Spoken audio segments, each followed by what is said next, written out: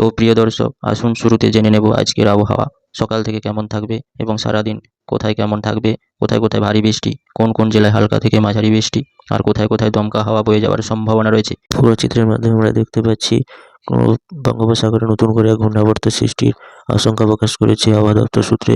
এই মুহূর্তে ঘূর্ণাবর্তটি অবস্থান করছে শ্রীলঙ্কা এবং দক্ষিণ ভারতের পার্শ্ববর্তী বঙ্গোপসাগরে। এই ঘূর্ণাবর্তটি আগামী কয়েকদিনের মধ্যে আরও জোরালো আকার ধারণ করতে পারে, যার প্রভাবে নতুন করে ঝড়ঝঞ্ঝা এবং দুর্যোগপূর্ণ আবহাওয়া সৃষ্টি হওয়ার সম্ভাবনা রয়েছে।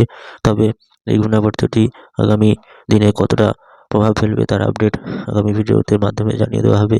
তবে আজকে সারাদিন পশ্চিমবঙ্গ সহ বাংলাদেশের বিভিন্ন জেলাগুলোতে কেমন থাকতে চলেছে, পশ্চিমবঙ্গের দক্ষিণবঙ্গ, কলকাতা এবং তার পার্শ্ববর্তী জেলা উত্তর চব্বিশ পরগনা, দক্ষিণ চব্বিশ পরগনা এবং খড়গপুর, এছাড়া বাংলাদেশের চট্টগ্রাম, মহেশখালী, বরিশাল, খুলনা, কালাপাড়া, হলদিবাড়ি এইসব জেলাগুলোতে দেখতে পাচ্ছি কনকনে ঠান্ডা পড়ার একটা সতর্কবার্তা রয়েছে। এছাড়া উত্তরবঙ্গের বিভিন্ন জেলাগুলো যেমন কালিম্পং, শিলিগুড়ি, আলিপুরদুয়ার, রাংপুর, কালাই, মালদা, রাজশাহী, ময়মনসিংহ সবগুলো জেলাগুলোতে দেখতে পাচ্ছি কনকনে ঠান্ডা পড়ার একটা সতর্কবার্তা রয়েছে।